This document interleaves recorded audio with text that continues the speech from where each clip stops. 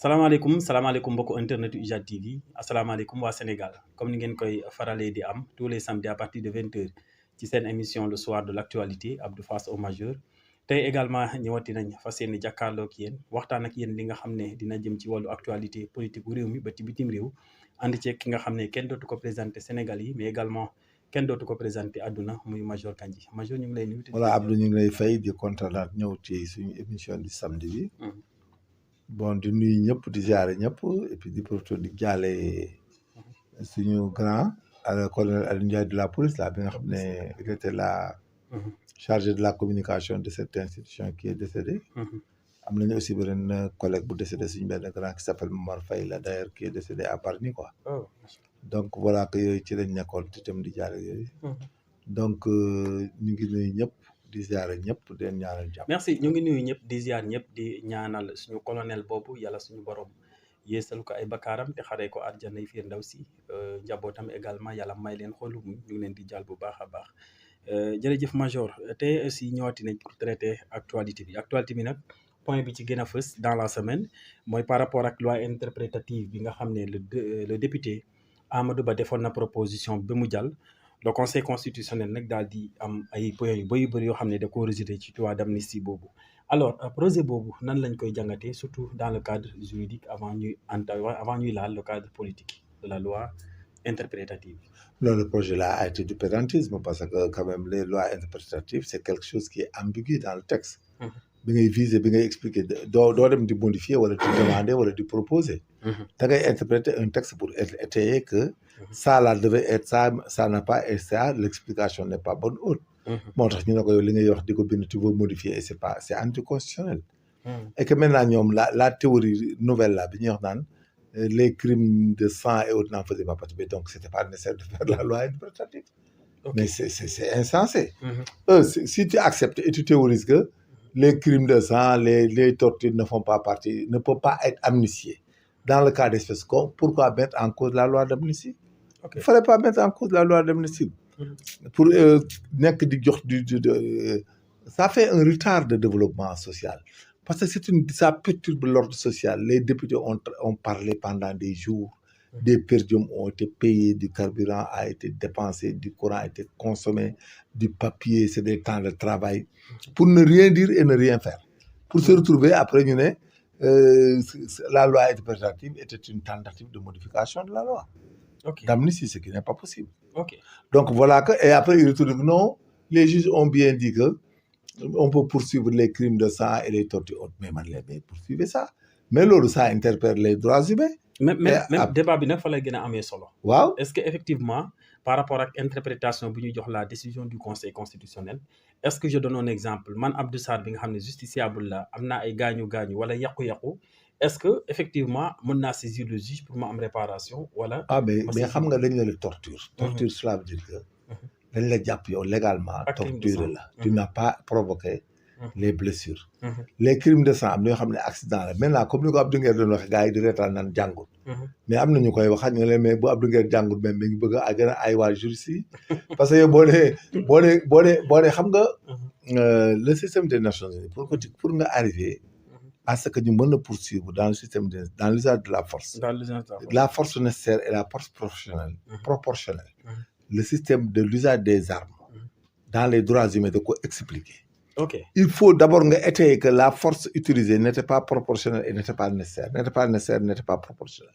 Comme ni ko Abdou Nguer waxee il faut nga dem ba ñi nga xam ne ñoo ko def nga wan leen ne li ngeen def tegu leen ko fenn. C'était pas nécessaire, c'était pas proportionnel. Donc c'est un long processus day am début. Parce que bu ñu ñëwaatee ci loolu la ñuy commencé waat. Parce que yow doo dem di tenter pour rey wala blesser un gendarme autre mu agir après nga ne après dañ la gaañ wala dañ la rey. Munoo dem. Aussi nga ñëw ci unité. nga xeex ak ñoom ñu duma la nga dañ ma torturer. ñu xeex ak yow ba gañe la. nga dañ ma torturer il faut ñu wane nañ la torturer pour extorcer des avoirs. mais là-bas ça devient très compliqué parce que ñun Sénégal dafa am problème moo xam ne chaque jour maa ngi leen koy rappeler. la qualité des victimes. qui les a amenés à manifester à être en ces lieux. jusqu'à courir le risque chaque jour maa ngi leen koy évoquer. mais est-ce que du état de droit lañ doon défendre. non les mineurs ne peuvent pas justifier d'un état de droit.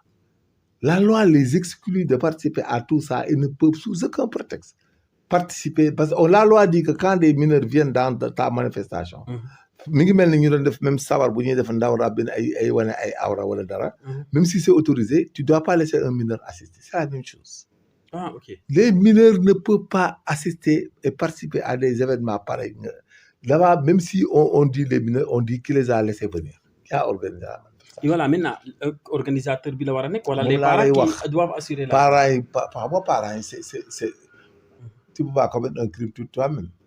Ton parent qui te laisse aller dans des manifestations, mais il y a des sëriñ daara et des instituteurs qui seront arrêtés corollairement après. Parce qu'il y a la plénitude de juridiction. Oui, tout à fait. Le jour que les gens là vont évoquer cela, mais ils vont après la mise en danger. Ok. Ah oui mën nañ jàpp waxuma mën nañ jàpp ku rey xale mineur bi de wala mineur bi ci dee mën nañ jéem a seet autorité ki ko rey nu mu ko reyee. Mais si mineur bi daf ci dee par accident par nangam mais celui qui l'a laissé participer. ak comme daara yi nekkoon Touba ak Mbacké bàyyi ndongo daara 12 ans yi ñu dugg dëkk bi di toj. ku ci dee wala yooyu cas yi mel noonu. mais les marabouts là ils vont aller en prison pour mise en danger de mineur abus de faiblesse de mineur. li ma la wax nii y a ce qu'on appelle la pour ñu comprendre ñi may déglu. y a ce qu'on appelle la plénitude de juridiction. De juridiction bi. gis nga bis buñ fexee ba évoqué naan ñi ci dee ñi leen rey ak ñi leen nangam. Les gens vont demander qui les a laissé participer et qui les a laissé venir. Ok. ñu ne y avait victime qui s'appelle temps il était à l'école nangam ñu def enquête école bi qui les a fait sortir. ñu ne c'est notre professeur qui est allé participer il a dit que vous pouvez participer. Mais ce professeur là il sera là-dedans parce qu'il avait des élèves de troisième. de seconde qui était ñoo xam ne am première la ñu am 17 ans. 16 ans 15 ans wàcc. les marabouts de Touba Mbacké xale bu fa dee. ñu doon bàyyi seen ndonga daara ay ndonga daara jóge ci périphérie bi ñëw di manifester. gis nga nous allons nous enliser am na ñoo xam ne moom c'est clair que dañuy dem. Ah bon? Tu peux pas laisser des mineurs. Les mineurs ne doivent pas participer. Ce qui se passe au Sénégal là. fii rek la am.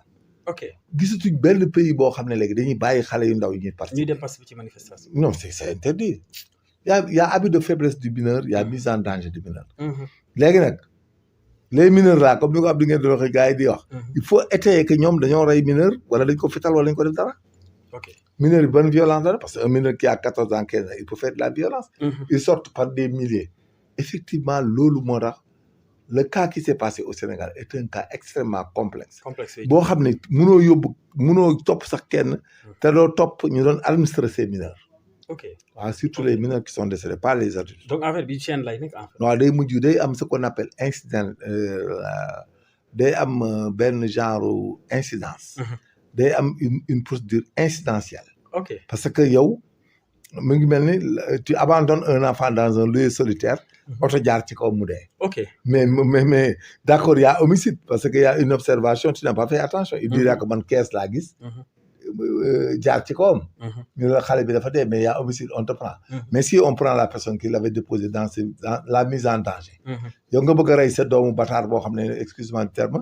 da nga ko amee du yoon nga def ko ci kees teg ko ci autoroute à péage. À péage oui. mais benn oto jaar ci c'est l'exemple que je te donne. léegi xam nga dañ naan homicide la. da nga rey xale bi quoi bu oto bi jaaree ci kawam. il faut ñu arrêté ko ba pare doo ko xool. mais ki ko fa teg bu ñu ko jàppee dañ koy tëj wala ñu ko tëj. dañ koy tëj bien sûr. C'est la même chose. moo tax il faut kooku c'est des questions de procédure pénale pratique. il faut pas aller discuter wala dans des théories. gis nga bis boo demee ba taxaw ci ay juges vrais. tous les enfants là ñu ne xale yi fan nga nekkoon sama doom. dafa dem ci manifestation ñu ne sa doom fu mu nekkoon. mu ne daara sëñ Modou Ndiaye la nekkoon. daara sëñ Modou Ndiaye la nekkoon.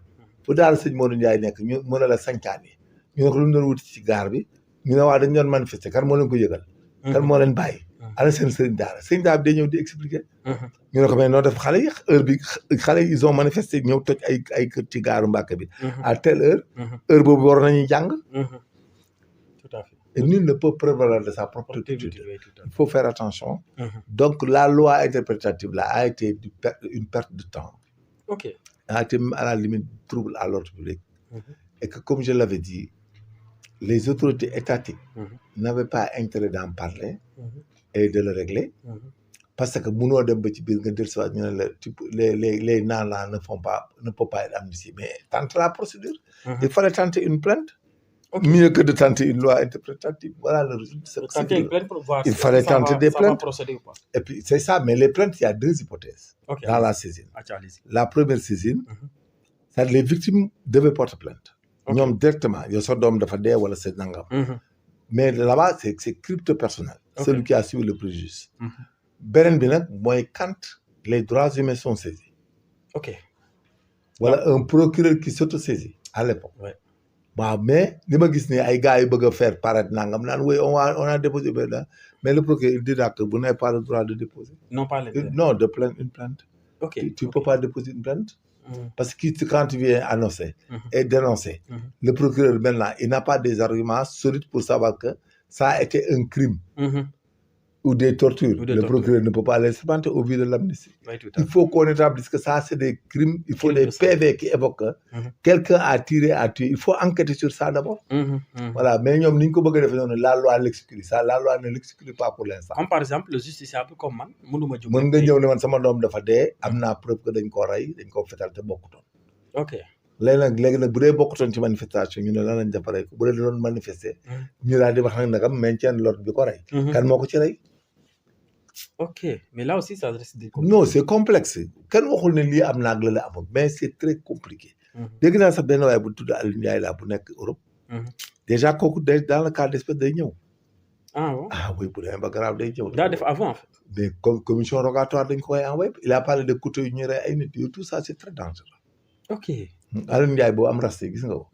dans le net là. dans le net oui. mais bis bu ñu duggee ci affaire dañ ko jëli dañ joxe commission rogatoire mu def. ça risque d'être compliqué. parce que il faut des procédures les gens les avocats là sont pas bêtes.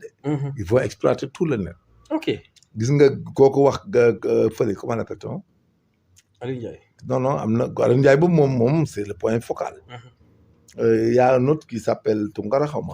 aux États-Unis day ñëw. Tounkara aussi non dañ koy envoyer commission rogatoire parce que ñu doon jox ak yooyu danañ ko génn. événement bi dañ la financé woon. boobu bi nga ko defee am na ku fa dee. ok naka la demee kan la naka la ci bokkee. tout ça va nous enliser dégg naa aussi même un jeune là hier. bañ a tudd trop que daa am problème Alioune kii comment on appelle Abdou Nguer. dégg naa mu naan li ma def li ma nangam. suñ ko xamoon Moussa Fall jàpp moom. xam nga yooyu ay bàkku la. man je ne sais pas ce qu'il cherche. jusqu'à ce que ñuy génnaat di wax quoi lu ne ku ne di wax. mais je conseille à ce que. ce malheur-là soit étouffé. ñu dem ci leneen quoi. je veux qu'ils arrêtent ces histoires. de vouloir poursuivre Massamba ak Mademba. de tout classer. et de gouverner maintenant celui qui commet des infractions à pareil moment dans le cas du flagrant délit. les procureurs vont s'autosaisir et les choses vont continuer. mais là où l'on veut entrer. da ngay dem ba affaire bi laal. day compliqué. waaw da ngay mujj laal sëñ bi. maintenant victimes yi ak ñi nga xam ne. mais victime bu ci sentir ne non doo jël xaalis bi aussi. victimes yi. doo jël xaalis bi ñu leen di jox de mënoo ko jël di porte plainte. ok ku bëgg a porte plainte doo jot xaalis. doo jël xaalis 5 milliards yi doo ci jël. tu as tranché l'action publique est éteinte. mais bu fekkee da nga koy jël ci suuf nag kenn xamul. non même boo ko jëlee c'est éteint parce que 5 milliards yi bu procédure amee rek 5 milliards dañ koy delloo. parce que les gendarmes et les policiers même s'ils sont incriminés. c'est l'agent judiciaire qui paye l'État ne peut pas payer 2 fois. à quoi ça arrive. gars yi dañ koy fàtte. mais c'est l'État qui dédommage même si des gens et des policiers ont fait des conneries. le civilement responsable des fonctionnaires de l'État. FDS c'est l'État du Sénégal c'est l'agent judiciaire. et ce qu'ils ont donné il faut qu'ils donnent ça par le biais de l'agent judiciaire ak moyen bu ñu ko joxee c'est des deniers publics. celui qui prend tu as transigé tu ne peux plus aller au pénal on quitte pas le civil pour aller au pénal. et l'acceptation de cet argent-là c'est d'accepter une affaire civile. c'est comme si tu avais assigné un dédommagement tout court. c'est comme si on avait jugé supposé. mais ce jugement a été substitué par la loi d'amnistie qui éteint l'action publique. mais qui peut pas atteindre l'action civile. et que l'État a donné de l'argent. donc c'est terminé. celui qui prend tu peux pas poursuivre yooyu yëpp ay détails la ci. léegi non kii major affaire bi sax kon compliqué na donc ku jàpp ne. non boo jëlee xaalis bi mënatoo poursuivre. léegi buñ jàppee ne xaalis. mais même l'État là qui a donné l'argent là. mais les procureurs là ils vont dire que l'action publique a été y a interruption même de l'action publique. ok l'action publique elle est assimilée à elle est il y a prescription en quelque sorte. c'est l'action publique est devenue nulle non avenue. xam nga y a des infractions yoo xam ne comme des contraventions autres. il y avait ce qu'on appelait l'amende de composition. L'amende de composition. C'est parfois, c'est des calculs d'amende et autres. Et quand on vous donne ça, c'était l'article 313 ou 100, je ne me rappelle plus, quand j'étais élève gradé là. Mais quand tu fais ça, tu as transigé. On dit on ne transige pas au pénal. Oui, non, on ne transige pas. Voilà, maintenant, si l'État... C'est comme le bateau de Diola. Quand on a donné de l'argent à France, mais l'État ne peut pas payer. L'agent judiciaire a donné des dommages. Okay.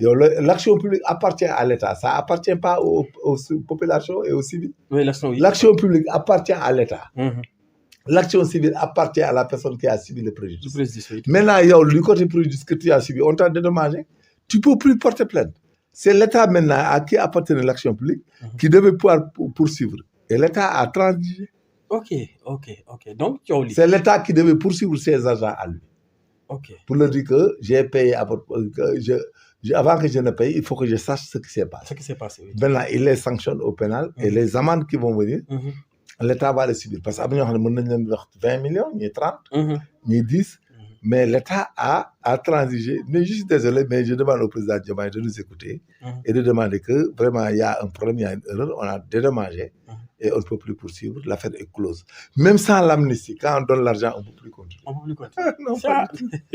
Sans l'amnistie. Donc, il y a un billet madame dédommagé pareil. Non, la loi interprétative. Non, jaru ko woon parce que boo dédommagé bi non li ñu jaxase Sénégal sax man damaa xamul fu juriste yi nekk ak conseil parce que yow nous avons une loi d'amnistie. La loi d'amnistie a réglé le problème pénal. Mais ñu ngi koy contester nga dem jël xaalis di dédommagé. Mais impossible, n'importe quoi. L'action publique n'appartient pas aux victimes même et aux parents des victimes. Non, ils portent plainte avec caution de partie civile. Oui, c'est pour pouvoir avoir la réparation civile qui passe par le pénal. Et dans le procès, même c'est le procureur de la République qui requiert au nom de l'État du Sénégal, il ne requiert pas au nom de la victime. Oui, tout à fait. Et que le procureur ne sorte jamais sur les dommages et intérêts. Ne parle pas, ne requiert pas sur les dommages. Non, pas du tout. C'est tout. Après, il faut qu'on fasse attention. Et là, je dis même, j'appelle le ministère de la Justice, j'appelle les autres, qu'on ne fasse plus des erreurs pareilles. Mais parce qu'on sort 5 milliards, on leur a donné. Celui qui prend, tu ne peux plus continuer. Et que l'État qui a donné ces 5 milliards a transigé au pénal. Il a enfreint en quelque sorte la règle de droit qui dit que on ne transige pas au pénal. Oui, tout à fait. C'est un principe du droit. Hein? Oui, c'est un principe fondamental du droit. Moi, le fil, il y a des fois, c'est-à-dire, parfois, tu te demandes, est-ce que nous avons des affaires de quoi? Hein? Ouais, pourquoi dire? Mais il y a de quoi, hein? Il y a beaucoup de choses, il faut qu'on revienne pour gérer ça, pour participer, quoi. Mais xam nga gars yi bok Sénégal la kenn du wax dara ku nekk da ngay noppi rek mais itam xam nga ne itam yow mais waa ji mënta ñëw yàq sa oto volontairement ngeen ñëw ngeen réglé mu jëndal la oto wala mu réparé la oto nga naan damay porter plainte pour destruction de biens alors que yow fay na la oto c'est la même chose mais c'est pas mënatoo non il faut arrêter l'affaire là est déjà réglée donc le fait que ñu joxe xaalis cela c'est pour la réconciliation et la paix sociale. Donc, si ça, tu l'occultes, tu ne peux plus. Ok. Tu ne peux pas donner l'argent de l'État du Sénégal à des victimes alors que c'est pas possible.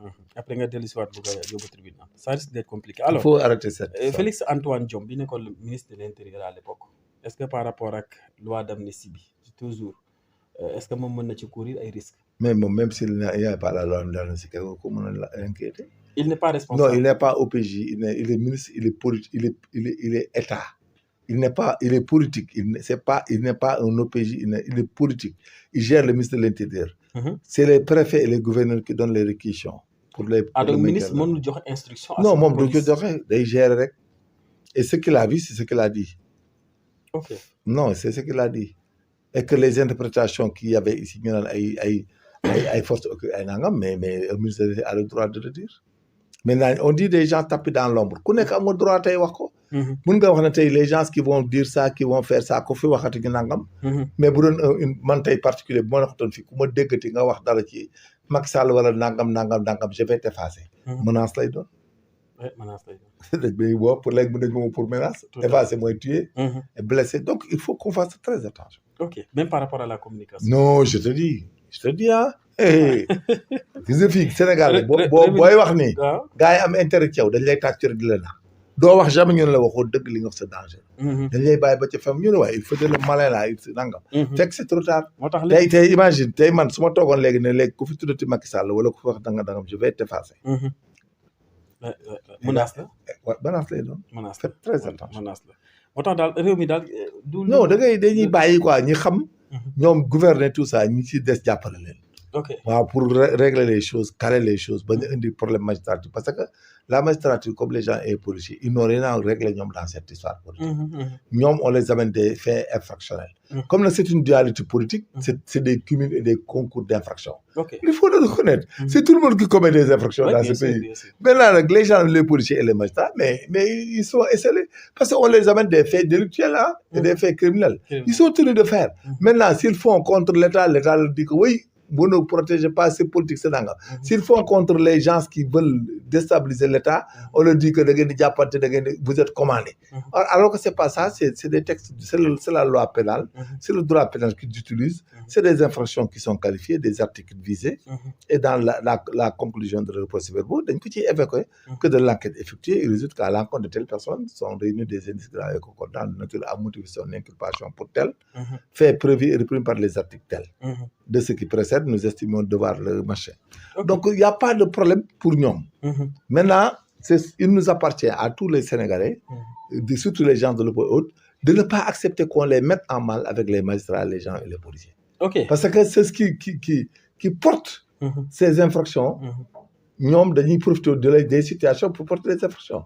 moo tax temps rek de ku saaga ñu jëli fii ba Linguère Kébémer Matam donc finalement c'est comme ça. sama bokk pël bi voilà jëg naa jëlee nañ ko Linguère ba indi ko fan lañ koy rang muy gaaw fan lañ koy indi kenn xamut donc finalement di saagawaat waaw ndeysaan léegi tu vois que maintenant c'est une catastrophe léegi chaque jour l'injure publique ñu ne est un délit léegi chaque fois que quelqu'un parle à la télé la cybercriminalité est actionnée da ngay dégg ñu woo commissaire bi ne ko même si le commissaire n'était pas au courant wala dara le procureur peut s'autosaisir wala quelqu'un lui envoie la vidéo mais en tant que commissaire de la cybercriminalité il est obligé d'instruire sinon il sera en état de prévarication waaw mën nañ ko ci poursuivre wala ñu relever ko wala sanctionner ko le procureur survoit certaines dépositions certains dires et autres mais il est obligé aussi de s'autosaisir parce que la saisine la dénonciation c'est une saisine le propre constat c'est une saisine la plainte et tout ça tu avais même la rumeur publique et tout ça voilà donc les procédures il faut les comprendre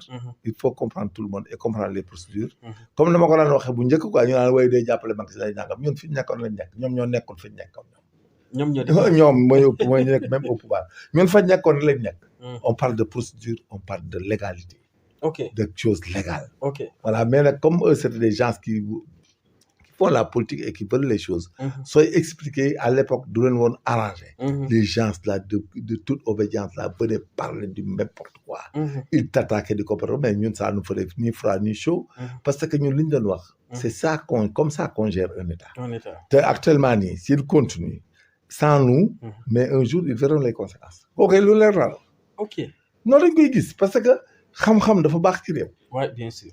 waaw xam-xam moo koy yor waaw xam-xam mooy yor réew. te am na moment yoo xam ne am na ñoo xam ne bu ñuy boobaa bu ñu jógee wala di def li ñuy def wala di révolter wala di rebeller wu. wala def ay violences énormes c'est nous qui pourrons encore revenir et leur parler il dit que major waxoon na ko daaw jéeg. waxoon na ko 2021 22 23. te wax na ko. donc ci beneen sens bi les gens vont se calmer. waaw parce que la ngay wax mais ñoom mënatuñoo convaincre nit. et que li ma doon bañ mu doon dal régime Macky Sall ak yooyu. li ñu doon def ñoom contre ñun moom la leen ñuy def. moom la gars yi di def nii. ok amul différence. waaw amul différence la am li ñuy def gars yi ñu leen di jàpp. ñoom moom la ñu def ñu leen di jàpp. c'est-à-dire il faut être que gis nga affaire politique yi. boo defal ba gagné rek noppi. ok fexeel ba gagné daal comme gagné nga gagné. yow assaiниral. xale yi li ñuy wax lan assainir dox sa dox. waaw daal di gouverner noppi parce que xam nga lu la chaque jour soo deful attention rek. dañuy dem ba le pays sera ingouvernable. entre nous parce que les magistrats et les policiers là gis nga boo demee. les magistrats sont esselés. bilaay boo demee ay pôles financiers yëpp ci. dañuy sonn mais yow ba 28 heures da ngay entendre. loolu dafa mën a continuer yàqum xaalis bu dul jeex daa ngi wax lépp arrêté question économique la. c'est une incidence économique de haute facture. ok est-ce que du crise judiciaire boobu. mais bon bien sûr Sénégal léegi sax booy jaay terrain wala kër sax du jar kenn ñu mutu jënd naan waa ji mbaa topp ñu ko parce que surtout les derniers da ngay dégg gars yi ne mbaa laal tun ci Covid bi sax moo tax bëgg a jaay këram daw boo ko jëndee mën nañ ko nangu te loolu laa dégg kenn noonu ku fi jaay gars yi jaay kër yi di wanteer kër yi ba di jënd ma jégal ko fi daal Sénégal ku nekk li nga yor toogal denc ko bañ xool fu ñu jëm loolu la ñuy wax parce que da nga naan léegi même man Alioune Kandji tey suba mënoon damay jaay teere nga dégg Kandji ba bu jaay teere boo demee Covid bi la Covid waaw xaalis Covid bi voilà le danger. fekk major jéggiwul sa xaalis. waaw c'est ça mais moo tax réew yooyu yëpp nag un état da koy surveiller.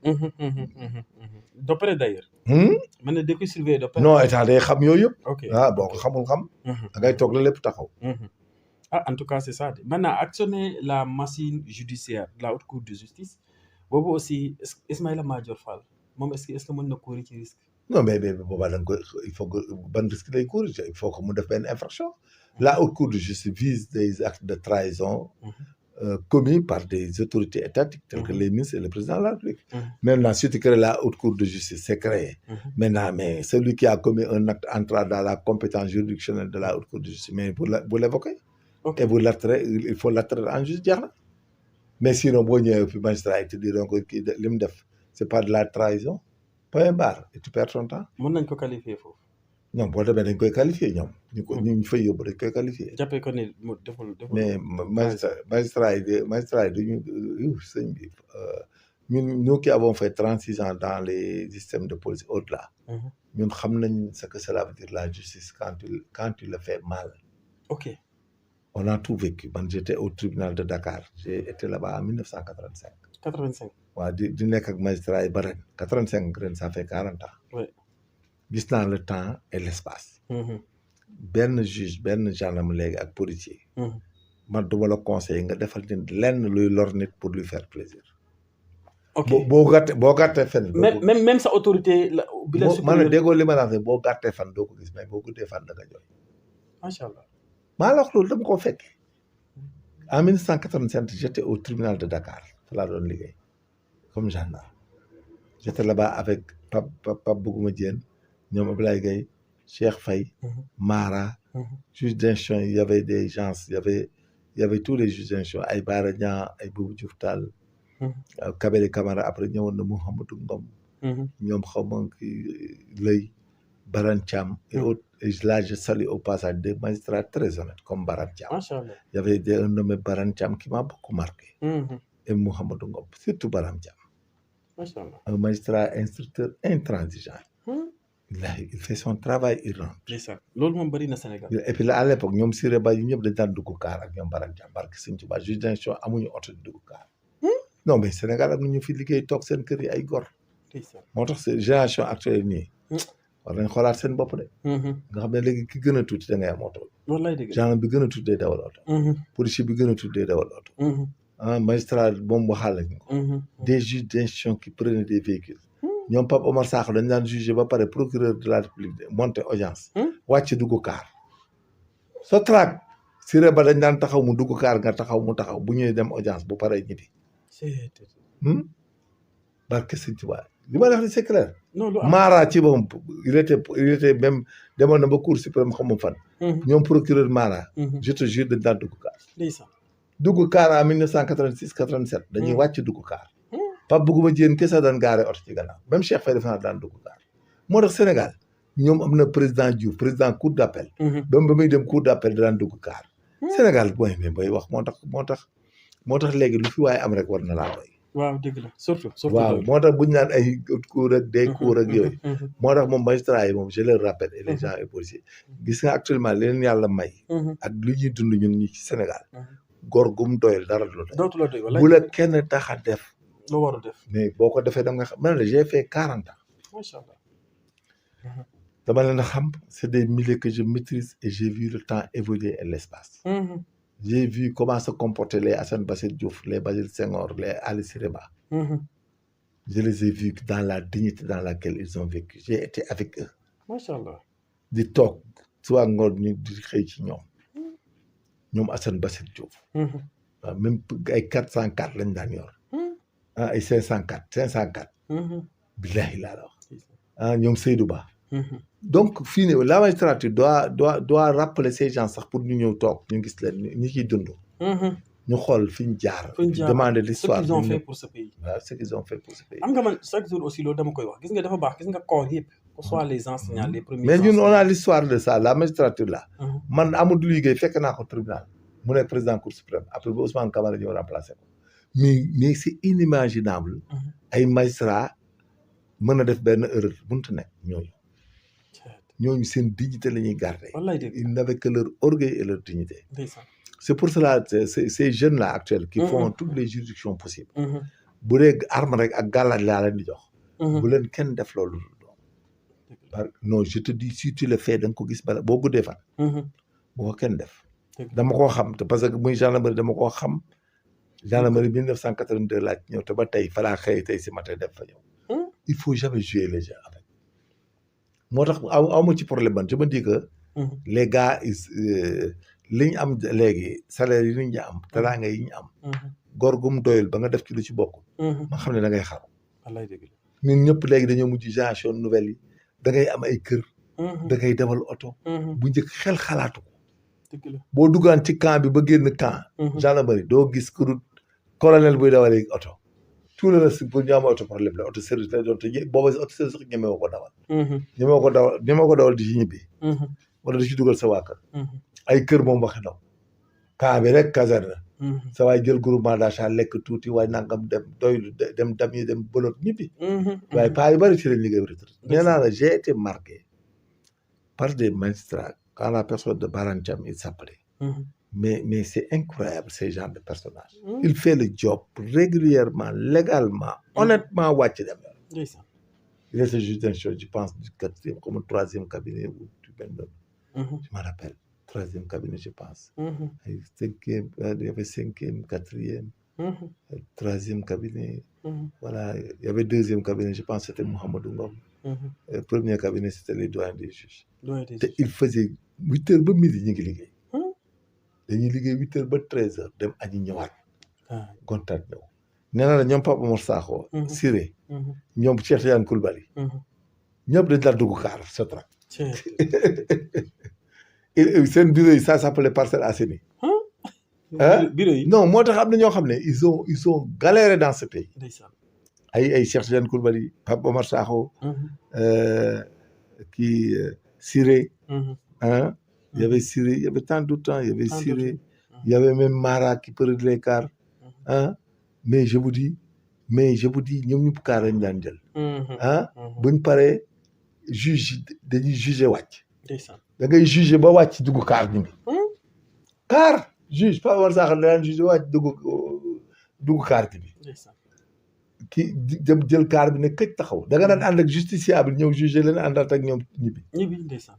boo dee wàcc kër ñoom Mouhamadou Ngom pour vous dire que ce pays là dafa am péripétie bu mu jaar. des gens qui ont fait le sacrifice. oui tout à fait. te ils n'ont rien gagné dans leur vie. rien du tout. wallaahi peut-être payooru yàlla.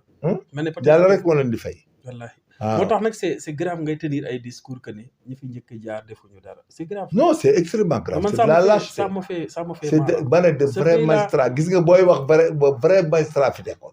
dëgg la ñoom kan ngay wax Omar Sakho ñoom Cheikh Tidiane Coulibaly ñoom Grand Chimère. ñoom Chimère. y avait keneen ndeysaan Pape Maxa Ndiaye.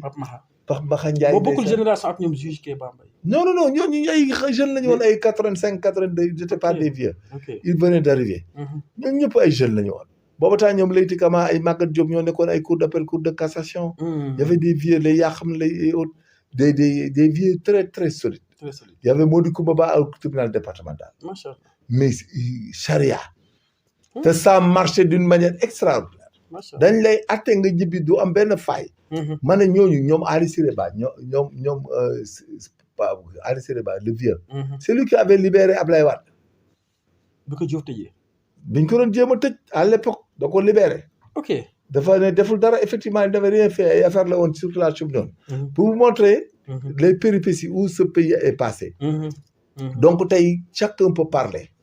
voilà naa fekkee léegi dañoo dugg ci àdduna bi léegi comploteurs yi dugg ci àdduna bi defkatu ñaawteef yi dugg ci àdduna bi ak intérêt aussi y a l'intérêt mais ces gens-là dama leen catalogué j'étais là-bas très intéressé di dem di yéeg di wàcc Assane Bassir Diouf nekk parquet général premier avocat général Basile Senghor nekk procureur général près de la cour suprême ah waaye yow Ousmane Camara ñoom ñëw ah y avait tout le monde ah des gens honnêtes qui gagnent que le et digne aussi mais yow non mais yow je te dis weesu digne bilaay c'est ça mais des gens qui étaient presque des jeunes la ñu magoon bari la ay ñu magoon ay 4 ans 5 ans 6 ans mais qui ont vécu dans la dèche vécu ils n'avaient rien du tout booba temps nan dina naa la ñoom année yooyu la ñoom kii doon doog a ñëw ñoom Ousmane Ngom nekk avocat yu bees ñoom ma soxla kan ay ñoom ay seetal bi ñu ñëw sama kanam la ñoom Ousmane Diagne nekk ENA di ñëw di def ci stage ay Ousmane di ñëw naan 86 87 di jógee kii di jógee ENA avec kii Ndiaye Diakhaté ñoom ñëpp groupe boobu yëpp di ñëw ndeysaan di jógee état di doog a ñëw ENA di ñëw stage di ñëw en information immersion di ñibbiwaat muy des gens qui ont vécu qui prenaient les cars rapides Sotrac il était digne et fier mais digne et fier amul lu ñuy xool kenn doo ci gis sax ku mën a am costume bu normal Mara dugg nañ car ba tay taxaw te ñooñu ñoo mujj nekk ay cour suprême tey daa nga demoon ci fin ba nekk foofu ñooñu lu ñu am ci seen liggéey dañ ko mérité te dana barkeel dana lew donc loolu c'est des leçons que les gens doivent prendre au Sénégal il faut jamais un juge il faut jamais que kenn de la emporter ñu Pape Omar Sakho ñeme woon di ko dicté Pape Omar Sakho kenn ñeme wut a taxaw di ko wax defal ba lii ay Omar Sakho maaraak yooyu xalaat ko ay baran caam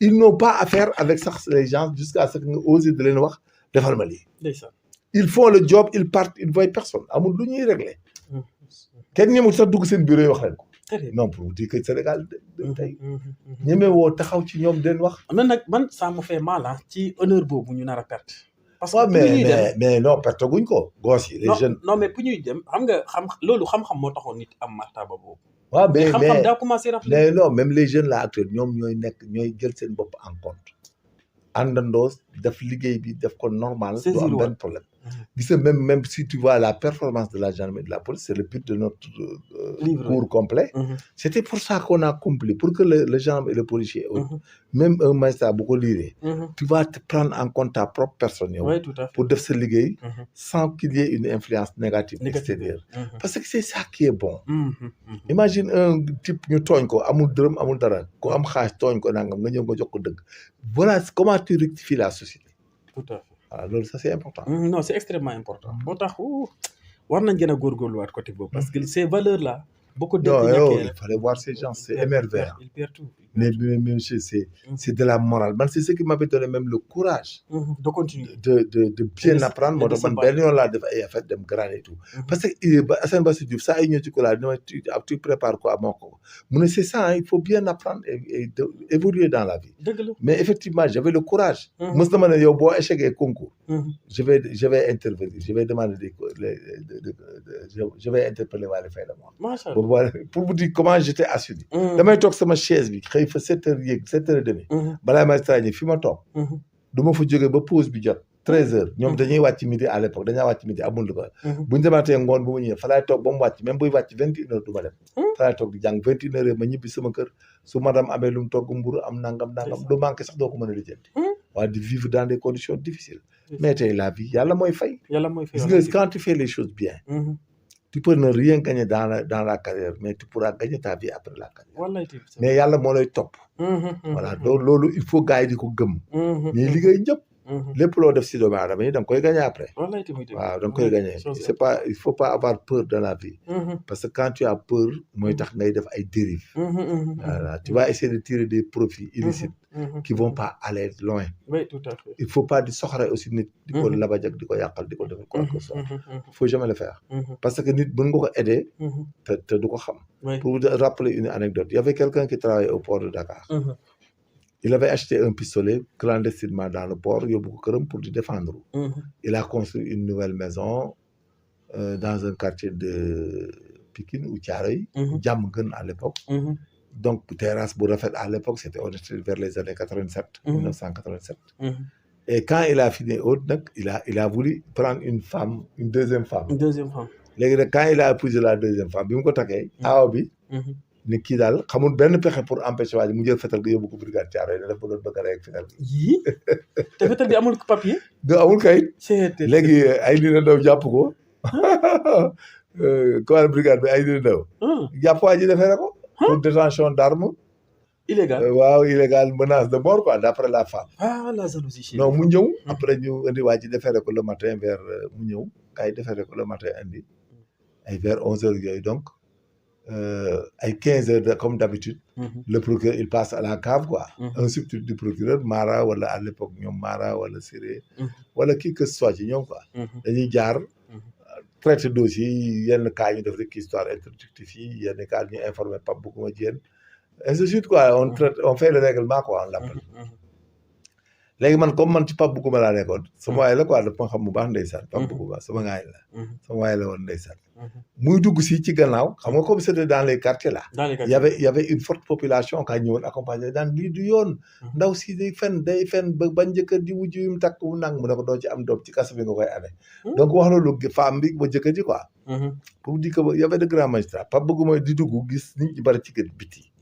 mu yëg ne ma kañ venez yëg est-ce que ne ma kañ venez ma yëg ñu dem premier étage le parquet nekkoon ñu dem bureau mu ne qu'est-ce qui s'est passé là ma ne ko non c'est quelqu'un qui a été arrêté par la brigade de Thiaroye c'est-à-dire il s'est envolé en deuxième noce quoi avec une femme donc son épouse a pris l'arme qu'il avait acheté au port clandestinement pour son autodéfense et qu'il avait amené à la maison mais comme il s'est marié nouvellement la femme a amené l'arme à Thiaroye quoi pour le dénoncer quoi mu ne ah bon bi ne les femmes là sont mu ne ah bon c'est vrai ma ne ko c'est vrai mu ne ma allez à la cave tu demandes à Bekay ma jëm à la cave il y avait un genre qui s'appelle Bekay Diop quoi il est décédé mu ñëw ne Bekay père nee na ngeen jox ko le PV du gars qu'on a déféré de Thiaroye pour l'arme là effectivement ba yëg xam nga bon les PV dafa am ay rubrique quoi transport constatation yooyu ak yooyu avons constaté ceci gars père lii rek gis te en effet c'était vrai mu ne classement sans suite waaw confiscation de l'arme classement sans suite mu jeex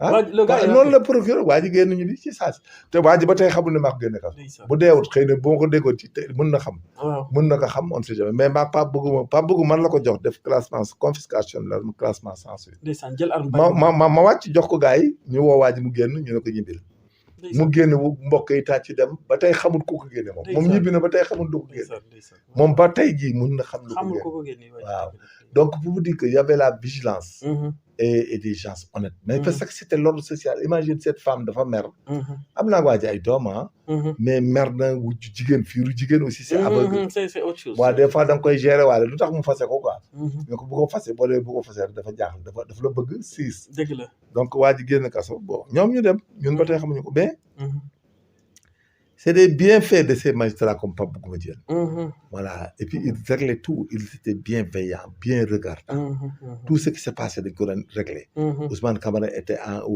humaniste quelqu'un qui régulait tout waaye nit ku doylu quoi ku yiw voilà tu sais il faut ça il faut qu'on retourne à ça oui ay magistrats yu yiw ay Ousmane Camara amul du xaalis du intérêt recevoir nit ñi sëriñ si dañuy ñëw mu recevoir leen ñëpp ñëw marabu yi ñëw mu recevoir leen militaire dañuy ñëw mu recevoir leen comme gis da lay nuyu da lay sargal am yitte am tout il faisait pas peur à personne voilà et puis il protégeait tout le monde nga xam ne ku ñëw foofu doo am benn problème bu dee am nga benn problème dañ lay aider soo defee loo war sa def nag dañ lay jàpp voilà et puis magistrats yi étaient des magistrats tellement libres moo tax bu ñu naan indépendance de la magistrat mais l'indépendance si vous la voulez prenez-la mais comme l'avait dit le général de Gaulle mais c'est la vérité les magistrats avec qui on était mais ñoom Pape Omar Sakho ñoom Cheikh Tidiane Coulibaly mais c'était des magistrats libres c'était des jeunes libres waxu indépendance non ñoom ils n'en avaient pas besoin kenn leen tudd ils font leur job ils rentrent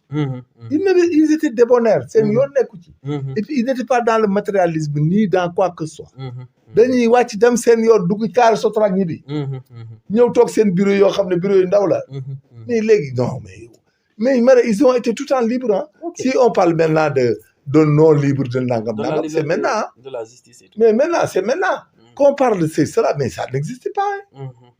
Ça n'existait pas. Tout marchait. Bon, il y avait la cour d'appel qui était là-bas, le tribunal du travail avec Mamadou Diouf. Il y avait le tribunal départemental avec Modou Koubaba. Il y avait le parquet avec Pape Bougouma Diène, Ablaye Gaye, qui Cheikh Faye, Mara. Bon, ñoom Siré ñoom ñu nekk fa ak kii ak Cheikh Tidiane ñoom Koulibaly ak Siré Ba. Presque bari ñoo na ils étaient non pas nombreux. Bon ak Abdou Karim amoon na beneen ndeysaan ma koy gëj a gis Abdou Karim nan Diop nangam ndeysaan Chimère ñoom Chimère ndeysaan ak kii ñoom ñëpp. Donc voilà que il y avait Seydou Ba de l'autre côté. Hein? Il y avait un autre Diouf là qui était au parquet général. Donc il y avait tout. Donc voilà qu'il n'y avait jamais eu de problème. Ces magistrats n'ont jamais souffert de ça. Donc ils ont jugé, il n'y avait pas de polémique, il n'y avait pas de contestation, il n'y avait rien. Les gens venaient, on les jugeait. Audience de 23 heures, il n'y avait pas de problème, on jugeait tout le monde, on réglait tout le monde. Et ça allait, ça marchait. Les juridictions faisaient leur job dans des conditions draconiennes. Il n'y avait pas de luxe, il n'y avait même pas de sécurité. waaye dañuy toog fenêtre bi sax ci gannaaw la nekk. ci mbedd bi la nekk bu ñu yoroon pistolet sax mën na jaar ci kaw. moo tax bu ma gisee situation bi actuellement ñuy wax. ma ne sant yàlla quoi. Voilà donc ces magistrats ont été libres. Ils s'étaient auto-adjugés leur propre liberté. Et ils s'étaient auto-attribués leur propre dignité. Mais quand même ñoom ils n'étaient pas dans l'opulence, dans le profit.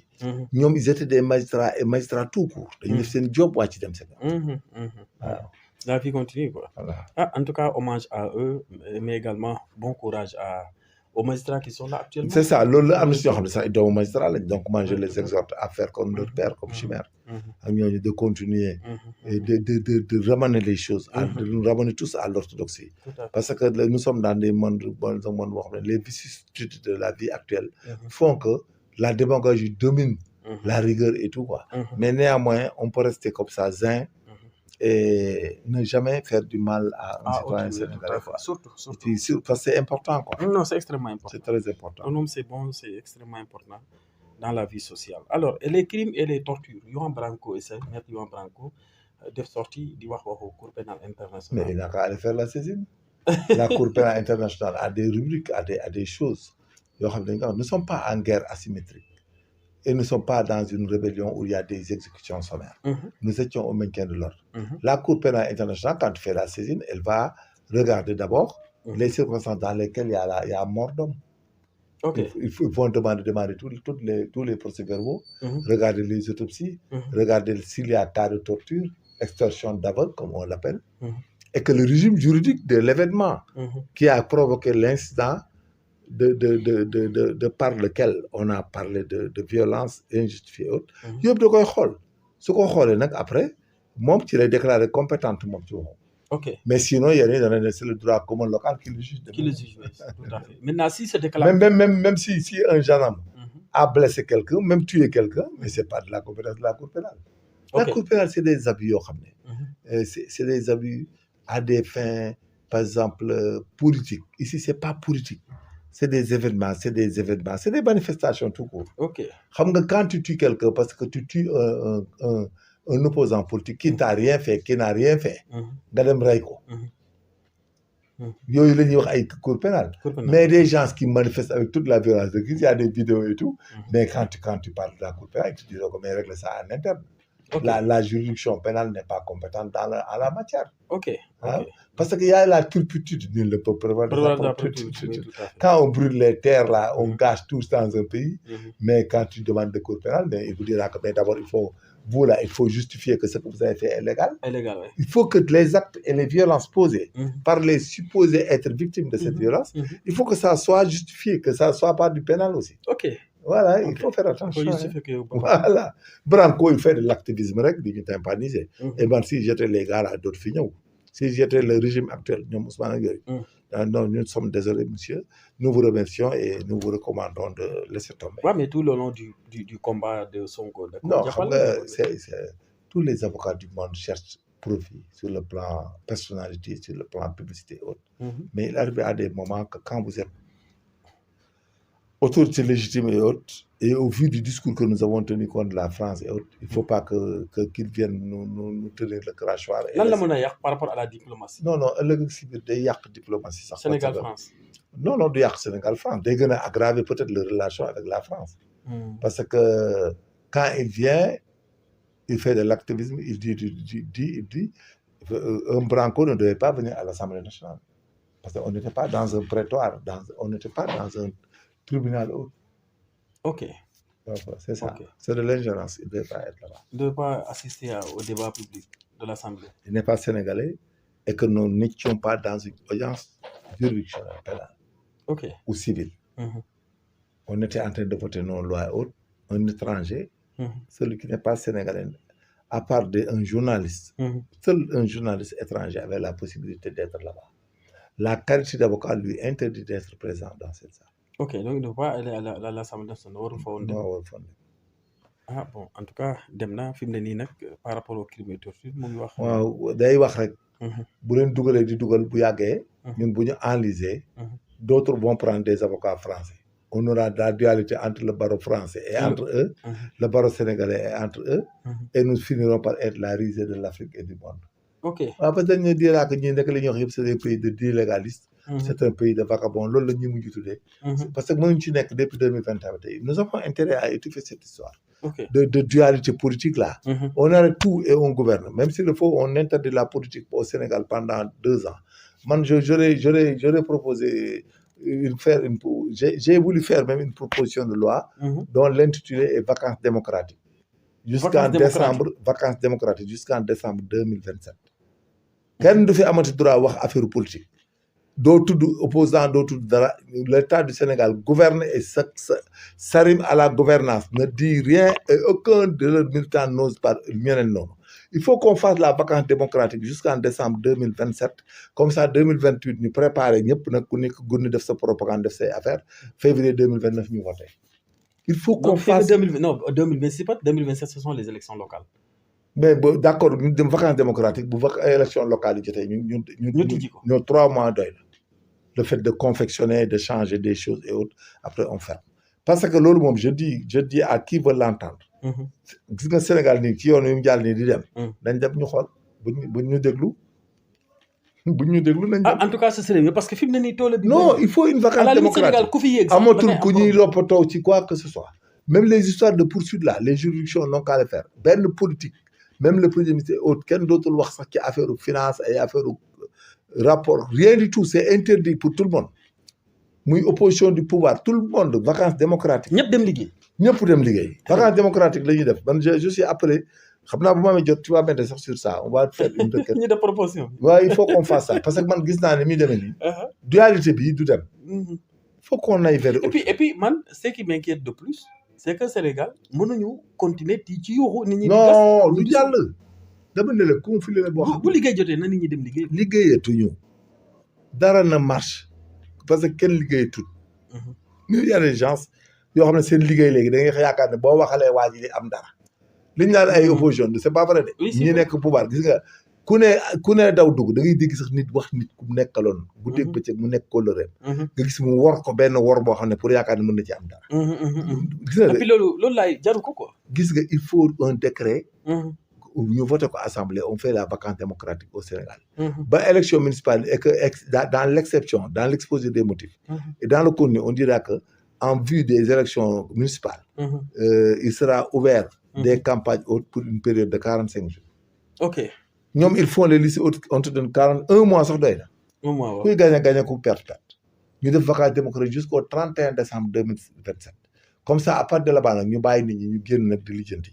Mais mënuñu nii y a rien qui a été réglé dans ce pays. On est en 2e année de l'alternance. Et puis ay théorie rek a fi nekk mais ça passe pas.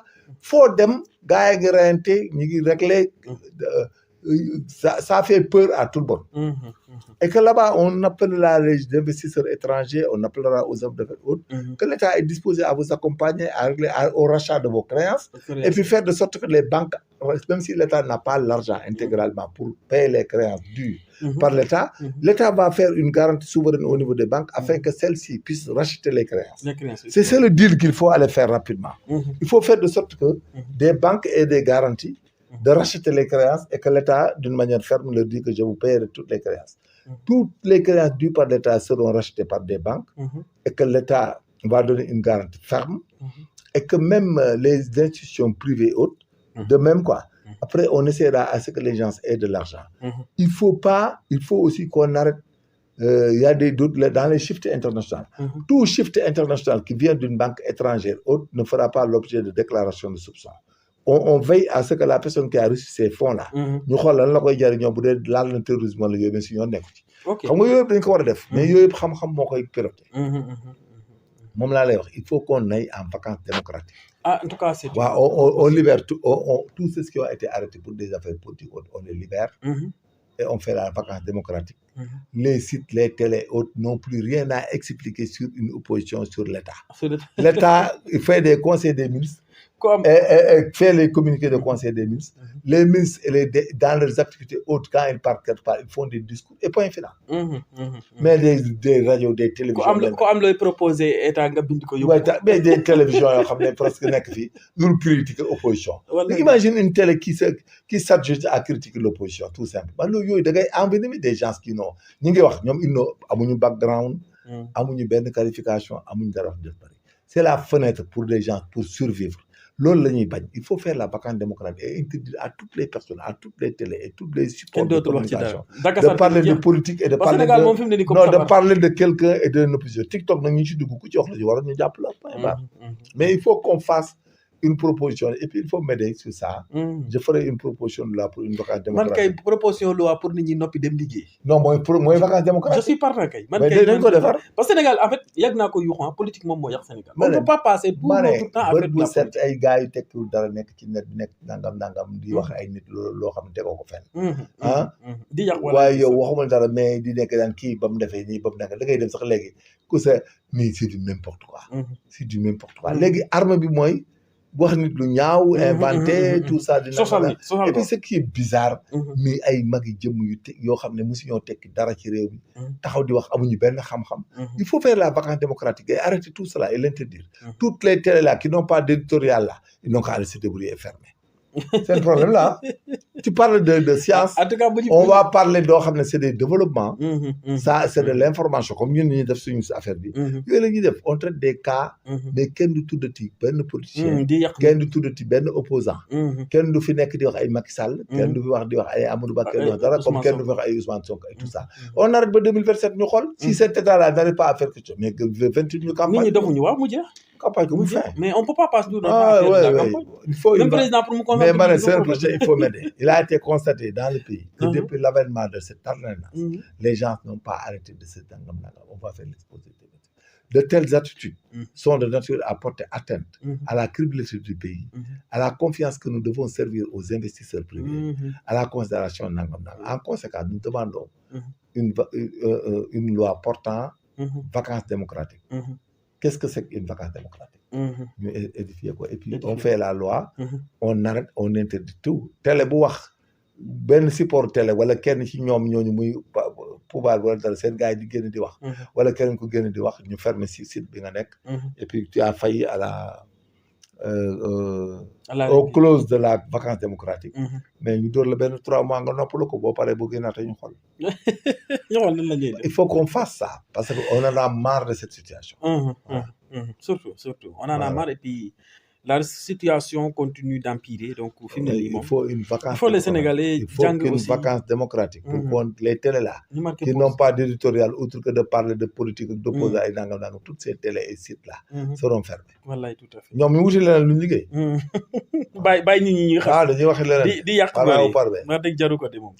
Alors, ñu jàll ci dialogue national bi nga xam ne ñëpp a ngi koy ruumandaat di wax diggante Macky Sall ak Diomaye dialogue daf ci war a am bu ko defee rek muy opposition muy parti au pouvoir ñëpp xam ne Sénégal ñoo ko moom ci ñoo ko bokk ñoo ko war a andi dem liggéey loolu lan nga ci xalaat est-ce que dialogue sax mais kooku c'est de remettre et de restituer à Macky Sall sa personnalité et ses attributions et ses attributs parce que en tant que pays démocratique alternance démocratique la ñu am un président dit qu'il ne se présente pas il a fait son mandat ces 2 mandats bu jeex mu organiser ay élection gagné là en France. et ailleurs même su ñuy def dara day nekk loo xam ne lu taxaw la lu normal la. tax ñu poursuivre ko. mais doo jël la personnalité de Macky Sall un président comme Macky Sall nga gis des journalistes véreux. des gens yu tekkiwul dara nekk ci ay télé di ko tudd guddeeg bëccëg teew nga nekk président boo muusee doo ko nangu. ñun dans notre éducation militaire. dans nos systèmes armés. yow ñeme woo dem ci général Martin Faye. mu di la dégg di la gis yow nga nekk gendarme. nga taxaw fa di wax yenn wax yi Moussa Fall. parce que gendarme ñeme ko wax devant son chef. ce qui se passe dans ce pays c'est comme ça. président Diomaye ci moom mooy jël responsabilité c'est un président de la République. lépp lu mu nangu ñu def ko Macky Sall dañ ko koy defal la. waaw loolu moom c'est waaw moom mooy jël responsabilité bi nee na nag d'ores et déjà il a été constaté que le président depuis le départ du président Macky Sall. beaucoup de gens beaucoup d'encre nangam expliquer en conséquence c'est un président de la République. qui a fait son mandat légalement et nangam et toute parole et tout outrage le concernant est répréhensible.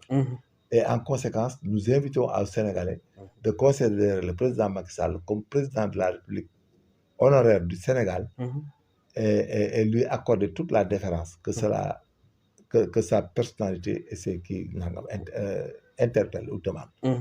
léegi nag moom ci suuf. moom nag léegi mooy recevoir président Macky Sall bu ko neexee.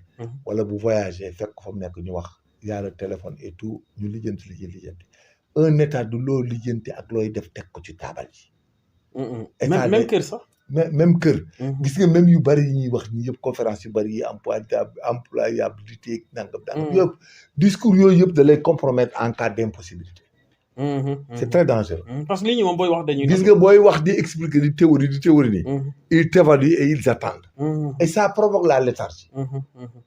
defal li ngay gouverner. et met en place des batteries de développement c'est-à-dire des dispositifs. nga bàyyi gars yi ñu wuti lu ñu am. mais ces gens-là ma gis ni Sénégal nii. gis nga tant que tu leur parles ils pensent que dañuy toog nga leen di woo ci kër di leen jox liggéey. moo tax tôt ou tard tu auras des problèmes. te foofu la réew mi toll. quand tu parles d'employabilité l'État va faire des emplois nangam telle année il y a des gens c'est des fainéants. les gens sont dans les quartiers maintenant toog kenn jàngi wu ci. jàngatuñ métier jàngatuñ école réglé tuñu dara lu toog di xaar. ñooñu nag boo fi nekk di teewul naan da nga leen di wutal liggéey da nga leen di régler. mais vous êtes en train de vous compromettre. donc le président Diomaye c'est Macky Sall qui est son alter égal. c'est lui qui règle avec lui. voilà te buy régler ni moom day yeewu wax ak moom def ak moom. bis bu Sénégalais gisee président Macky Sall ñëw Sénégal visite. ñëw xool dem palais génnaat ñibbi tout ça ñu jox ko respect bi benn baadoolo bu mel ne man du ñëwee di ko wax dara. mais ku tekkiwul dara ñu tekkiwul dara du ñu dara nekk fi naan parce que président Macky Sall dañ ko war a jàpp ak dañ ko war a nangam. mais yooyu c'est de l'outrage. c'est de l'outrage à président de la République. à l'occasion de l'exercice de ses fonctions. c'est de l'offense à président de la République à l'occasion de l'exercice de ses fonctions. et c'est l'infraction là qui protège le président de la République. protège à l'occasion le président Macky Sall. toute personne ku fi génn wax lu moo tax wax nangam war nañ ko jàpp. du yoon nit ku tekkiwul dara koo xam ne waaye yow mais c'est du n'importe quoi. nekk di wax rek bëgg lu ñu am rek mais nag kenn du ci jëlee lu la barkeel. gis nga ñi di wax ci réew mi yëpp di wax lu bon ak di wax loo xam ne du dëgg di wax lu leen neex. kenn du ci tekki man maa la ko wax fii. parce que Sëñ Tuubaa yoon bi ñu jàll. ma ne kenn du ci jëlee loo jariñoo wala nga tekki. wala loo wërsëgoo ça ne se passera pas te li may wax nañ ko xool dans 5 ans. man yaakaar ne Macky Sall ci ngay jaar wala di wax nit ñi lu bon wala def pexe pour tekki. liggéeyoo jàngoo defoo dara nga da ngay tekki. on verra. qui va payer les pots cassés. voilà mais c'est ce qui parle rek. mais Diomaye moo koy bañ. c'est le président Diomaye qui dit que c'est un président de la République il faut arrêter. la récréation est terminée. celui qui pille par voie de presse wala dara. tu attaques Macky Sall tu l'outrages wala tu lui dis des coups on t'a procureur lay woo téye la. et puis loolu arrêté parce que. président bu ñëw bu demee loolu lañ la. Sénégalais yoo xam ne tekkiwuñ dara biñ jàngee ils n'ont même pas pu assumer leur curriculum pour tekki di liggéey dans la fonction publique wala nekk magistrat wala avocat wala dara. ils ne peuvent rien faire ils ont été dans les facs ay nullards. taxaw ñu dàq leen bu ñu jàng xamuñ ci dara. amuñu xam-xam bi mënuñoo convaincre kenn. taxaw di wax rek ñenn ñi demuñu fenn. journalistes yoo xam ne ce sont pas des journalistes c'est des animateurs de télé du n'importe quoi. bëri na fi moom des animateurs côté média. mais même loolu sax dañu war a tere ñu nekk ci média yi di ko utiliser. dañ ko war a réglementer. oui bien sûr. mais ñuy se permettre ba président Macky Sall di ko manquer de respect di wax du n'importe quoi mais yow loolu un président man du ma ko nangu boo ko defee par les voies de presse on t'entend. dañ lay auditionner. dañ lay woo ne la li nga président Macky foo ko teg. mais yow c'est clair. léegi dialogue bi ci suuf lañ ko war a def. wala non dialogue Macky Sall kooku Diomaye na ko réglé boppam ak Macky Sall. ok daal di def communiqué daal le président Macky Sall a été reçu ou bien le président de la République Diomaye Faye Diakhar Faye a eu un entretien vraiment fructueux et nangam avec le président Macky Sall, à qui il a exhorté sa confiance et sa nangam sa reconnaissance pour tout ce qu'il a fait pour l'État du Sénégal. Ainsi de suite, ainsi de suite. Sinon yow da ngay dem moom yàgg tu deviens ridicule. Je te donne un exemple. Sojib. Mais on a chanté les éloges des infrastructures gérées par la Sojib. Pour dire que c'est des infrastructures de dernière Khamonangam. Ce qui permet au Sénégal d'avoir l'élevage, par exemple, de recevoir les Jeux Olympiques. Mais finalement, on est où? On est dans quoi? Mais il faut qu'on soit réaliste. Mais pourtant, l'État du Sénégal actuel n'a pas encore posé une brique là-bas. Il faut bien une brique. Mais quoi, qu'il faut défendre. Mais pourtant, les gens, avant, ils critiquaient cela. Oui, mais Maki, l'autre là, Damboj, Assal. Mais c'est formidable. mais ça devient contradictoire à tous les discours qui ont été émis. Mais il a extrêmement salué. Il a magnifié d'une manière extraordinaire ce qui se passe là-bas. Voilà, donc voilà que un État, c'est comme ça. Finalement, tout nous rattrape. Tout va nous rattraper. Même l'État dit nous réflexionner. Mais c'est l'État sortant qui l'a réflexionné. Mais le jour qu'on a dégagé les gens... Stade Léopold. Waaw, mais bi dégagé alentour yi. Mais gars yi man fa laa dëkk ci koñ bi. Mais ku nekk yaa ngi mer ba ko la romb guddi sax mën nga ko rey. Mais voilà le résultat. Pourtant, c'est normal qu'on ne peut pas valider les Jeux Olympiques au vu... Donc, le fait que nous quittions Fofu Nini, c'est normal. C'est normal, mais quand on fait le comité olympique dans le organiser Jeux Olympiques avec ces gars-là, ben ils vont retirer... Ils vont retirer l'organisation. Ils vont retirer. C'est bien fait. Ils n'ont qu'à sortir de là-bas. Ils n'ont qu'à aller chercher ailleurs. Mais s'ils pensent que nous étions des patriotes, pour rester là-bas, ça ne passe pas. Le port, même, c'est le cas. Hein. Il y a des gens qui disent que oui, il y a une patriote, ce n'est pas vrai. Ils ont lu des choses des gens, ils n'ont pas payé. Donc, ils ont été expulsés. C'est ça qui est bon. Il faut mettre le pays à l'orthodoxie. À l'orthodoxie, tout à fait. C'est ça qui est normal. En tout cas, c'est la réalité. Hein. L'État aussi, c'est l'État. Donc, c'est ça. Le bâton de l'État, même comment ça perd. Non, ça devient autre chose. Quoi. En tout cas, content de te dire dañ ko yemale fii rek c'est vrai que l'actualité bi xaw na taamir dafa bari dégg naa yu bari ñuy wax ci télé yi naan fii dangam ay ordonnance ay non-lieu n'importe quoi là mais convocation de Mansour Faye par la Cour de justice aussi di ñaa koy waaw mais on attend qu'il soit convoqué parce qu'ils savent se défendre xam nga que Cour de justice bi il y a deux hypothèses il y a la compétence déjà en la matière li ngay évoquer il faut mu leer compétence matérielle. waaw léegi nga xam ne li ngay évoqué leer na léegi nag ils partent dans le fond si c'est pas fondé aussi. c'est des classements sans suite. Ordonnance ou arrêt de non-lieu, c'est des arrêts. Après c'est des arrêts d'acquittement. Donc le système judiciaire du Sénégal est bien huilé. Il faut pas que les gens interprètent mal les termes. C'est quand il y a une loi d'amnistie au Sénégal. Au niveau du juge d'instruction, c'est des ordonnances de non-lieu. Suite à la loi d'amnistie en date de tel. C'est le terme. Okay. C'est un juge d'instruction, il donne des ordonnances.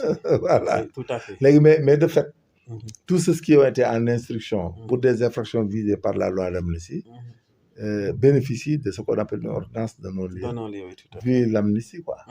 Et provoquant ainsi l'extinction de l'action. Pas la prescription, l'extinction. L'action plus éteinte. Oui. Maintenant, ceux qui ont été en phase de jugement, dont les jugements étaient renvoyés ou ils faisaient l'objet de pourvoi en cassation ou d'appel, maintenant les juges vont déclarer l'action publique éteinte suite à la loi d'amnistie en date, numéro tant en date. C'est comme ça. Parce que la loi d'amnistie, quand elle agit pour les infractions comprises dans le temps et dans l'espace, édictées dans l'amnistie. Donc, le parquet n'a plus de problème parce que le parquet connaît systématiquement des faits en 24 heures, 48 heures pour les enrôler en flagrant délit ou bien en les amener en instruction. Donc, il y a un problème amnistie, mais c'est les juges d'instruction, comme les juges au siège, qui font ça, voire le parquet général, dans les cas de cour d'appel, qui sont pendantes au niveau du parquet, de la cour d'appel. Et ailleurs, les parquets peuvent les parquets de deuxième degré. C'est les parquets d'appel, quoi. Voilà, de pourvoi en cassation, de juridiction, de voie de recours extraordinaire, peuvent dire qu'on classe sans suite l'affaire, et les juges peuvent dire aussi, nous déclarons l'action publique éteinte pour cause d'amnistie. Donc, dès que les gars disent, sont gars, quoi, mais c'est tout le monde, tout ce qui était en instruction là, bénéficie de cette ordonnance, quoi, supposée. C'est une ordonnance de fait pour tout le monde. C'est systématique. Que tu aies l'ordonnance ou pas, tu peux aller demander. Ok. Tu peux dire au juge, je veux une ordonnance de non-lieu au but de l'amnistie. Ils n'ont qu'à aller demander des ordonnances de non-lieu pour se prémunir. Tout ce qui était en instruction et qui vont bénéficier de la loi, c'est important de dire ça. Hein? Oui, tout ce qui était en instruction. Man ne ñëpp ñi nga xamoon dañoo nekkoon instruction. Oui. te loi d'amnistie bi génne leen kaso. ñoom mën nañ dem ci juge bi lañ yoroon instruction mu defal leen ordonnance de non-lieu pour cause d'amnistie. oui ñu téye ordonnance ñu téye ko jeex na. jarul di wax naan waa ji dafa yow c'est pas la peine. parce que de fait c'est des non-lieux. L'action publique est éteinte. Pour non-lieu pour extinction de l'action publique ci biir. bokkut ak non-lieu bi nga xam ne les faits ne sont pas avérés. Avérés, oui. Oui, les preuves ne sont pas saisies. Mais le juge il le motive, il dit ordonnance de non-lieu pour cause d'extinction par amnistie. Amnistie, oui, tout à fait. Voilà, da koy bind. bokkut ak mu ne les faits ne sont pas fondés, n'existent pas ou bien étaient en légitime ou les modes de preuve ne sont pas. Mais tel que soit, le juge d'instruction il donne ce qu'on appelle une ordonnance de non-lieu. Motivé. Ben, c'est tout. Si vous êtes en direction de jugement, le juge déclare l'action publique éteinte. Mais c'est pas de la prescription. La prescription, c'est des délais prévus par la loi en ce qui concerne la classification juridique des infractions. En contravention, en délit et en crime. Avec des délais. Il y a la prescription de l'action publique, mais aussi il y a la prescription de la peine. De la peine, oui, tout voilà, donc c'est ça. Donc voilà que tout est bien organisé. Mais j'ai attendu, rien de payer au Sénégal, quoi. Dès que les gars, ça va, ordonnance de non-lieu. Bon, tout le monde n'a qu'à aller chercher. Major Kanye dit que vous tous, vous allez devant les juges d'instruction. Je vais vous aider, ben, consultant. Dem leen ci juge d'instruction il le donne enquête yéen ñëpp ngeen dem jox leen seen ordonnance de non-lieu ngeen téye. C'est comme ça loolu yéen ñëpp am ngeen ko de fait. Maintenant da ngeen dem jëli papier bi. Voilà la loi d'amnistie vous donne droit à une ordonnance de non-lieu. Yéen ñëpp nag daw leen wuti ko gaaw téye ko dégg ngeen. moo gën a wóor quoi. am na solo mais aussi. xam naa gars yi bu ñu feesee tribunal juge. Non il le faut nag non ils vont partir demander ça. parce que xam nga Sénégal dafa am ay interprétation yoo xam ne. C'est des interprétations yoo xam ne nous sommes plus capables de les négliger.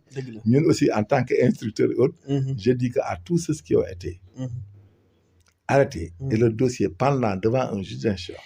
Maintenant comme il en est ainsi. Allez-y chercher. Une ordonnance de non-lieu pour amnistie et extinction de la voie comme ça il y aura le principe de non-activité de la loi pénale qu'il faut accepter.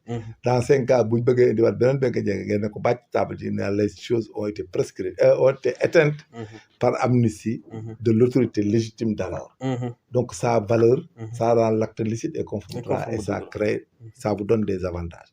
Et maintenant telle que soit l'interprétation, sauf que la poursuite ne résulte des crimes et délits connus par la CPI ou le TPI, quoi. Donc vous serez protégé définitivement. Et qu'il y aura la paix pour tout le monde. Donc, mais actuellement, il n'y a pas eu de cas. moo gën a wóor. Parce que interprétation baaxul. day yàq. waaw tout le monde allait mais nag le juge d'instruction a le droit de donner une ordonnance de non-lieu. Comme il l'a fait et qu'il peut le faire pour vous tous. Allez-y demander, on va vous donner. Voilà, c'est la logique, c'est ce qu'on appelle une ordonnance de non-lieu pour cause d'amnistie. day tax de ordonnance de non-lieu pour extinction de l'action publique. Pour cause d'amnistie. Maintenant il va viser l'article. Il va viser le décret. De loi portant loi d'amnistie. dafay viser ci ordonnance bi. léegi nag jox leen ku nekk téye sa bos. wax di jeex. ngeen naa yokk. lamb bu tëj. voilà comme ça yow les SAR là yi nga xam ne ils sont des conseillers cachés de Pastef là ils vont faire il faut vous faire la vidéo comme ça bu ma leen ko joxee samedi prochain lundi ngeen xëy. waaw tout à fait. ngeen dem nga ne major Kandji a dit que ñun ñëpp dañuy jël seen ordonnance dañuy jël seen i ordonnance toog wax ji yam fa parce que moo gën a wóor quoi comme coow li bari na. coow li bari na de. waaw te wax ji wax baaxul day yàq. day yàq tout à fait. waaw li ma leen doon wax rek laa leen di waxaat. wallaay tamit. et maintenant je retourne encore à vous dire rek la ma leen doon wax. c'est ça. waaw façon bi ñuy conquérir le pouvoir au Sénégal. bu yàggee rek danañu dugal ci gudda. waaw parce que lépp la ñuy def pour. waaye pour am war a am nguur. waaw loolu ça devient ça complique les choses. dañu doon bañ démb rek la ñuy bañ tey ñun. et je recommande la gendarmerie, la police et la magistrature aux populations. Ne vous en prenez pas à ces institutions parce que ñoom dañoo am lu leen di tënk rek. ñoom c'est comme saxaar. il faut mu daw ci raay bi. waaw tout à fait ci raay rek lay mën a daw. ci raay rek la mën a daw. waaw c'est ça bu ngeen leen di bu leen nangu nekk ak ñoom en contentieux. il faut laisser la gendarmerie et la police et les magistrats à côté parce que ñoom dañoo am lu leen di tënk kese. voilà ñuy def seen liggéey tranquille. waaw et puis yàlla baax na. yàlla baax na acca kontaan nañ bu baax a baax major Kandji ci waxtaan bi ak leeral yu am solo yooyu bu fekkee da nga am dernier mot booy wax ñu wax rek mbokk téléspectateur sa livre bi moom dinañ ko am. waaye dernier mot bi mooy di encourage ñun tout le monde. en ce qui concerne le livre moom on souhaite que tous les gendarmes tous les membres des forces sécurité ku nekk am ci. di ko lire. parce que je pense bu ñu ko lire yu bari yi fii am ak wax jeeg interprétation des comportements yi.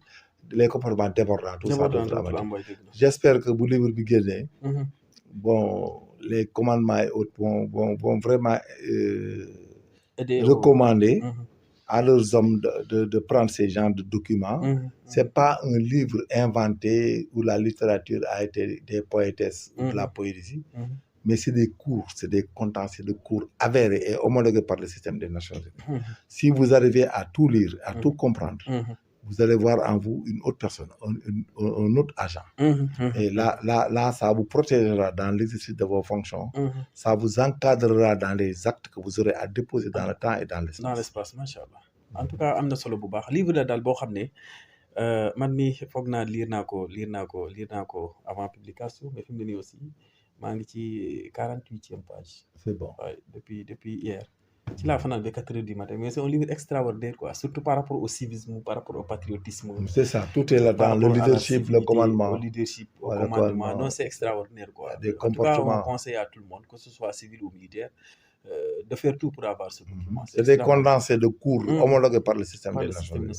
Et ça a été condensé, des recherches et des condensements de plus d'une dizaine d'années. Machallah. Déjà, j'avais les informations depuis 2007, 8, 9 en Haïti. Quand je suis revenu en Côte d'Ivoire aussi, en 13, 14, 15, après j'ai fait les vérifications. Donc imaginez quelque chose qui a été initié depuis 2007. Jusqu'à aujourd'hui, ça fait 18 ans. 18 ans, oui. 17 ans, 18 ans. Mais on n'a rien inventé. À ma qualité de chef de curriculum, j'ai pris tous les cours homologués dans le monde, dans tous les pays. Ça permet de condenser et de vous donner la science policière concernant toutes les formes de police et de gendarmerie du monde. Machallah. Ça vous permet, vous, d'être au diapason de tout faire nouveau. De connaître les comportements qu'il faut adopter dans tous les pays, dans toutes les circonstances, en tout lieu. Voilà, c'est comme ça. C'est extrêmement important. Et puis, nous avons préparé la TV, nous préparé la cérémonie officielle de dédicace. La date sera officiellement fixée par les voix de télé. Voilà, à partir du mois de mai, du 1er mai, ils vont voir que Yao comme moi, Abdou comme moi, nous aurons à vous expliquer la date de publication, de dédicace, et que ça permettra aux forces de sécurité et de défense et de leurs chefs de bien s'organiser afin de pouvoir acquérir le livre et de connaître tout ce qu'il y en a. Et que, comme on vous l'a dit, c'est un cours, c'est pas un livre au sens étymologique. C'est un cours. Après des recherches, quand même, on a compilé ce qu'on a trouvé dans les recherches. C'est un résultat de recherche. Pas un livre comme ce qu'on invente, un livre comme Victor Hugo, Albert Camus, comme c'est ça. Sous Super. la racine, La Fontaine, hein. La- Molière boit l'eau de La Fontaine.